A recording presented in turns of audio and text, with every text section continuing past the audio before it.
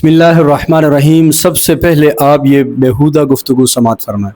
لیکن جب ضیاء الحق نے یہ امینڈمنٹس کی ہیں جس کا ذکر ابھی طاہرہ نے کیا ہے 295C اور ABC اور 298، یہ ہے کہ اس وقت یہ پارلیمنٹ کی ذمہ داری ہے اور ہم سول سوسائٹی سے کب سے یہ بات کر رہے ہیں کہ اس قانون کو بدلنے کی ضرورت ہے۔ میں کہتی ہوں کہ یہ کس قسم کی پارلیمنٹ ہے جو ایک اینٹی پیپل، ان کو سمجھ آ رہی ہے کہ یہ کیسا قانون ہے جو لوگوں کی زندگیوں میں عذاب لے کر آیا ہوا ہے۔ اب صحابہ کرام رضوان اللہ علیہم اجمعین کا سب سے پہلا جو اجماع ہوا تھا وہ عقیدہ ختم نبوت پر ہوا تھا۔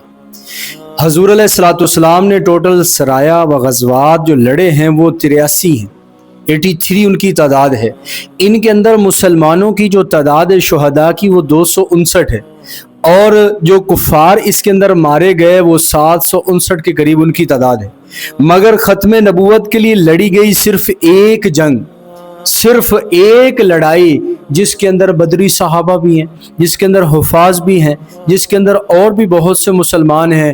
1200 کے قریب مسلمان صرف اس ایک جنگ کے اندر شہید ہوئے جو مسیلمہ کذاب کے ساتھ لڑی گئی جنگ یمامہ ہے، اور کفار جو مردار ہوئے وہ 21,000 کے قریب ان کی تعداد ہے۔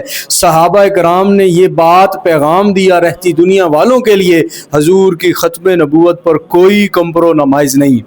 100 سے زائد قرآنی آیات ہیں، جن میں سب سے سورۃ احزاب کی آیت ما کان محمد ابا احد من رجالکم ولکن رسول اللہ وخاتم النبیین، کہ میں محمد تو مردوں میں سے کسی کے باپ نہیں ہے مگر وہ اللہ کے رسول اور آخری نبی ہے۔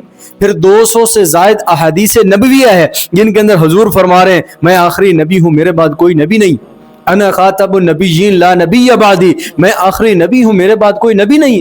خطبہ حجۃ الوداع کے اندر جہاں پر حضور نے بہت سی باتیں اپنی امت کو دی ہیں، وہاں پر ایک یہ بھی فرمایا میرے بعد نبی کوئی نہیں، تمہارے بعد امت کوئی نہیں۔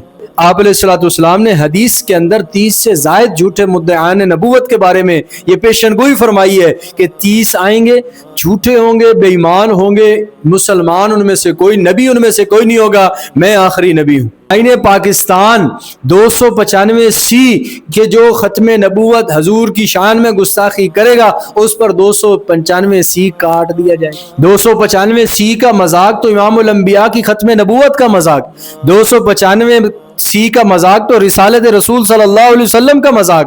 اس ملک کی بنیاد لا الہ الا اللہ محمد رسول اللہ، اس ملک کا مقصد یہی ہے اسلامی نظام یہاں پر قائم کیا جائے، شریعت مصطفیٰ یہاں پر لائی جائے، اور آپ اسی شریعت مصطفیٰ کو اسی ملک کے اندر بیٹھ کر ختم کرنے کی باتیں کر رہے ہیں۔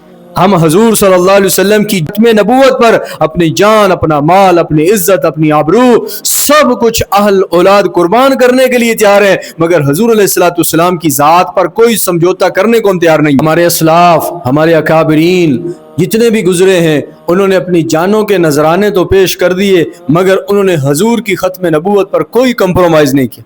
ہمارا عقیدہ ہے، ہمارا یہ یقین ہے حضور علیہ الصلوۃ والسلام آخری نبی ہیں۔ حضور کے بعد کوئی نبوت کا دعویٰ کرتا ہے وہ جھوٹا تو ہو سکتا ہے، نبی نہیں ہو سکتا۔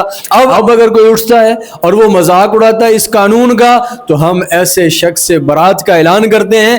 اس لیے ختم نبوت والے قانون کی شک کے بارے میں ایسی باتیں کرنا یہ تو آئین کا مذاق اڑایا جا رہا ہے، ایمان والوں کے دلوں کو مجروح کیا جا رہا ہے، رسالت مآب کا مذاق بنایا جا رہا ہے۔ اداروں سے گزارش ہے فی الفور ایسے لوگوں کو گرفتار کیا جائے اور ان کو ان کو سزا دی جائے، تاکہ ایمان والوں کے سینے ٹھنڈے ہوں کہ ہمارے ملک کے اندر ادارے ہیں، ہمارے ملک کے اندر پاک فوج ہے، ہمارے ملک کے اندر ایسے لوگ ہیں جو حضور کی ختم نبوت پر کوئی کمپرومائز نہیں کرتے۔